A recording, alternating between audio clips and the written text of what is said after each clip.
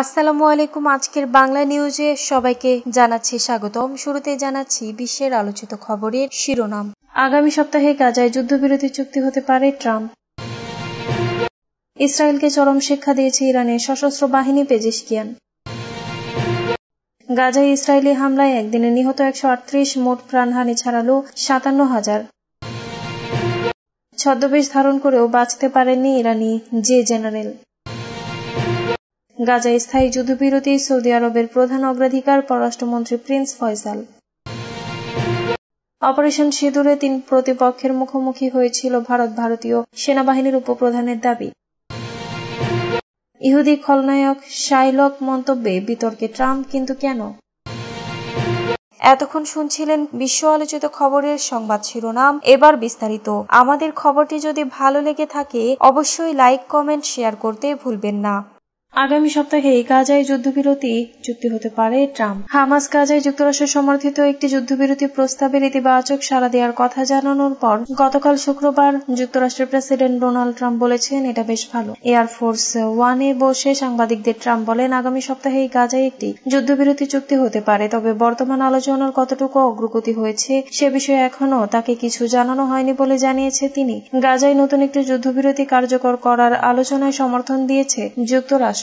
গত মঙ্গলবার ট্রাম্প নতুন যুদ্ধবিরতি চুক্তির বিষয়ে বলেছেন, ইসরায়েল 60 দিনের যুদ্ধবিরতির জন্য প্রয়োজনীয় শর্তগুলো মেনে নিয়েছে। এ সময়ের মধ্যে সংশ্লিষ্ট পক্ষগুলোর যুদ্ধ অবসানের লক্ষ্যে কাজ করবে। ট্রাম্প হামাসকে তার ভাষায় চূড়ান্ত প্রস্তাব মেনে নেওয়ার আহ্বান জানিয়েছেন এবং সতর্ক করে বলেছেন, এর চেয়ে ভালো কিছু আর আসবে না, বরং পরিস্থিতি আরো খারাপই হবে। এরপর বার্তা আদান প্রদানের মাধ্যমে টেলিগ্রামে পোস্ট করা এক বিবৃতিতে হামাস বলেছে, মধ্যস্থতাকারীদের কাছে তারা একটি ইতিবাচক জবাব জমা দিয়েছে এবং যুদ্ধবিরতি কার্যকর করার প্রক্রিয়া নিয়ে আলোচনার নতুন পর্বে তাৎক্ষণিকভাবে অংশ নিতে পুরোপুরি প্রস্তুত আছে। হামাসের মিত্র ইসলামিক জিহাদ ও যুদ্ধবিরতি নিয়ে আলোচনার পরিকল্পনায় তাদের সমর্থন জানিয়েছে, তবে সশস্ত্র সংগঠনটি একটি স্থায়ী যুদ্ধবিরতির নিশ্চয়তা চেয়েছে। ধারণা করা হচ্ছে, যুক্তরাষ্ট্রের প্রস্তাবটিতে গাজার উত্তর ও দক্ষিণ অংশ থেকে ধাপে ধাপে ইসরায়েলি সেনা প্রত্যাহারের বিষয় অন্তর্ভুক্ত রয়েছে। ফিলিস্তিনি এক কর্মকর্তা বলেছেন, হামাস জোর দিয়ে বলেছে, গত মার্চ মাসের শেষ দিকে একটি যুদ্ধবিরতি ভেঙে পড়ার আগে ইসরায়েলি সেনাবাহিনী যেখানে অবস্থান করছিল তাদের সেখানে ফিরে যেতে হবে। ইসরায়েলকে চরম শিক্ষা দিয়েছে ইরানের সশস্ত্র বাহিনী পেজেশকিয়ান। ইরানের প্রেসিডেন্ট ডক্টর মাসুদ পেজেশকিয়ান বলেছেন, জাতিসংঘ সনদের 51 অনুচ্ছেদ অনুসারে ইরানের সশস্ত্র বাহিনী ইরানি জাতীয় সার্বভৌমত্ব ও আমাদের দেশের ভৌগোলিক অখণ্ডতাকে বৈধভাবে রক্ষা করেছে। এছাড়া আক্রমণকারীদেরকে চরম শিক্ষা দিয়েছে, এই অঞ্চলে যুদ্ধের বিস্তার ঠেকিয়ে দিয়েছে। শুক্রবার আজারবাইজানে অর্থনৈতিক সহযোগিতা সংস্থা বা ইকোর 17তম শীর্ষ সম্মেলনে যোগ দেন তিনি। পেজেশকিয়ান বলেন, ইহুদিবাদী ইসরায়েল জাতিসংঘের 2 নম্বর অনুচ্ছেদ ও আন্তর্জাতিক নিয়ম কানুন ও আইন লঙ্ঘনের মাধ্যমে হামলা শুরু করেছিল। এই হামলায় আমেরিকাও সরাসরি অংশ নিয়েছে। 12 দিনের যুদ্ধে তারা ইরানের সামরিক বাহিনী, বিশ্ববিদ্যালয়ের অধ্যাপক ও বিজ্ঞানী, সাধারণ জনগণ, আন্তর্জাতিক আণবিক শক্তি সংস্থার তত্ত্বাবধানে থাকা শান্তিপূর্ণ পরমাণু স্থাপনা এবং বিভিন্ন অবকাঠামোতে হামলা করেছে। ইসরায়েলি হামলায় বহু মানুষ হতাহতের কথা উল্লেখ করে ইরানের প্রেসিডেন্ট বলেন, ইরানের সশস্ত্র বাহিনী আত্মরক্ষার অধিকার অনুযায়ী আগ্রাসী শক্তিকে উপযুক্ত জবাব দিয়েছে, তাদের বড় শিক্ষা হয়েছে।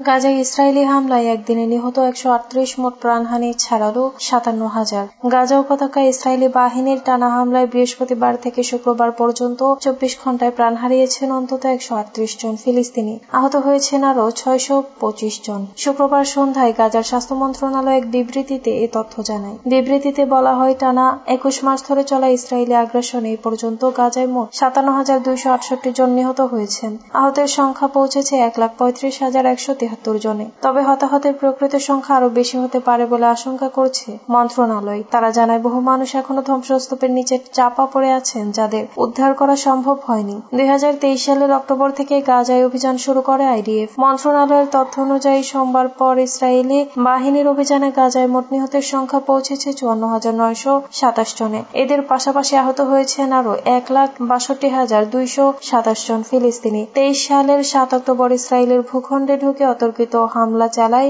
গাজা উপত্যকা নিয়ন্ত্রণকারী সশস্ত্র রাজনৈতিক গোষ্ঠী হামাসের যোদ্ধারা। এলোপাতাড়ি গুলি চালিয়ে 1200 জনকে হত্যার পাশাপাশি 251 জনকে জিম্মি হিসেবে ধরে নিয়ে যায় তারা। হামাসের হামলার পর জবাব দিতে এবং জিম্মিদের মুক্ত করতে ওই দিন থেকেই গাজায় অভিযান শুরু করে ইসরায়েলি বাহিনী। 15 মাসেরও বেশি সময় ধরে টানা অভিযান চালানোর পর যুক্তরাষ্ট্র ও মধ্যস্থতাকারী অন্যান্য দেশগুলোর চাপে বাধ্য হয়ে গত 19 জানুয়ারি গাজায় যুদ্ধবিরতি ঘোষণা করে ইসরায়েল।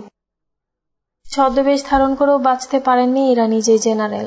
গত 12 জুন দিবাগত মধ্যরাতে ইরানে হামলা চালায় ইসরায়েল। দেশটির বিভিন্ন পারমাণবিক ও সামরিক স্থাপনার পাশাপাশি আবাসিক ভবনেও হামলায় ইহুদিবাদী সেনারা। হামলায় টার্গেট করা হয় ইরানের শীর্ষ সামরিক কর্মকর্তা ও পরমাণু বিজ্ঞানীদের। এ সময় ইসরায়েলি হামলায় ইরানের বেশ কিছু শীর্ষ জেনারেল নিহত হন। তাদের মধ্যে অন্যতম ইরানের সর্বোচ্চ নেতা আয়াতুল্লাহ আলী খামেনির ঘনিষ্ঠ আলী সাদমানি। জানা গেছে ইসরায়েলের পক্ষ থেকে তাকে হত্যার হুমকি ছিল, তাই সামরিক উর্দি খুলে ছদ্মবেশ ধারণ করেন ইরানি এই শীর্ষ জেনারেল। মোবাইল ফোন তো দূরের কথা, সঙ্গে ছিল না কোনো ইলেকট্রনিক ডিভাইসও। তবুও ইসরায়েলি হামলা থেকে বাঁচতে পারেননি তিনি। ইরানের খাতাম আল আম্বিয়া কেন্দ্রীয় সদর দফতরের কমান্ডার নিযুক্ত আলী সাদমানিকে দায়িত্ব গ্রহণের মাত্র 4 দিন পরেই হত্যা করা হয়। তার পূর্বসূরি গোলাম আলী রাশিদও ইসরায়েলি হামলায় নিহত হন। সাদমানিকে হত্যার পর ইরান জুড়ে হোয়াটসঅ্যাপ ব্যবহার নিষিদ্ধ করা হয়। দাবি করা হয় হোয়াটসঅ্যাপের ডেটা ফাঁসের মাধ্যমেই সাদমানিকে খুঁজে পায় ইসরায়েল, কিন্তু এক চাঞ্চল্যকর তথ্য দিয়েছে তার মেয়ে। গাজায় স্থায়ী যুদ্ধবিরতি সৌদি আরবের প্রধান অগ্রাধিকার, পররাষ্ট্রমন্ত্রী প্রিন্স ফয়সাল। গাজায় চলমান ইসরায়েলি সামরিক অভিযান ও ভয়াবহ মানবিক সংকটের প্রেক্ষাপটে সৌদি আরবের পররাষ্ট্রমন্ত্রী প্রিন্স ফয়সাল বিন ফারহান আল সৌদি বলেছেন, গাজায় একটি স্থায়ী যুদ্ধবিরতি নিশ্চিত করাই বর্তমানে সৌদি আরবের প্রধান অগ্রাধিকার। সম্প্রতি দেওয়া এক বিবৃতিতে তিনি আরো জানান, ফিলিস্তিনি সমস্যার টেকসই সমাধান ছাড়া ইসরায়েলের সঙ্গে সৌদি আরবের সম্পর্ক স্বাভাবিকীকরণ সম্ভব নয়। 2020 সালে স্বাক্ষরিত আব্রাহাম চুক্তির মাধ্যমে ইসরায়েল, সংযুক্ত আরব আমিরাত এবং বাহরাইন কূটনৈতিক সম্পর্ক স্থাপন করে। এই চুক্তির ধারাবাহিকতায় যুক্তরাষ্ট্র, ইসরায়েল ও আরও আরব দেশের মধ্যে সম্পর্ক স্বাভাবিকীকরণের উদ্যোগ নেয়। এই প্রক্রিয়ার অংশ হিসেবে সৌদি আরবের সঙ্গেও সম্পর্ক স্বাভাবিক করার আলোচনা চললেও রিয়াদ স্পষ্টভাবে জানিয়ে দিয়েছে, 1967 সালের সীমানার ভিত্তিতে পূর্ব জেরুজালেমকে রাজধানী করে একটি স্বাধীন ফিলিস্তিনি রাষ্ট্র প্রতিষ্ঠা ছাড়া কোনো সমঝোতা সম্ভব নয়। অপারেশন সিঁদুরে 3 প্রতিপক্ষের মুখোমুখি হয়েছিল ভারত। সম্প্রতি অপারেশন সিঁদুরের সময় 4 দিনব্যাপী ভারত পাকিস্তান সামরিক সংঘাতে পাকিস্তানকে গুরুত্বপূর্ণ সামরিক সহায়তা দিয়েছে চীন ও তুরস্ক বলে দাবি করেছে ভারতীয় সেনাবাহিনীর উপপ্রধান লেফটেন্যান্ট জেনারেল রাহুল আর সিং। শুক্রবার দেওয়া এক বক্তব্যে তিনি দাবি করেন, 7 থেকে 10 মে পর্যন্ত চলা ওই সংঘাতে ভারত কেবল পাকিস্তান নয়, বরং 3টি দেশের সম্মিলিত সামরিক সহযোগিতার মুখোমুখি হয়েছিল। খবর দ্য হিন্দুস্তান টাইমসের। জেনারেল সিং বলেন, চীন এই সংঘাতকে তাদের পাকিস্তানে রপ্তানিকৃত অস্ত্রের কার্যকারিতা যাচাইয়ের লাইভ ল্যাব হিসেবে ব্যবহার করেছে। একই সঙ্গে তিনি বলেন, চীনের এই পদক্ষেপ ভারতের বিরুদ্ধে ধার করা ছুরি দিয়ে হত্যার নীতির অংশ, যেখানে চীন সরাসরি না এসে পাকিস্তানকে ব্যবহার করে ভারতের উপর আঘাত হেনেছে।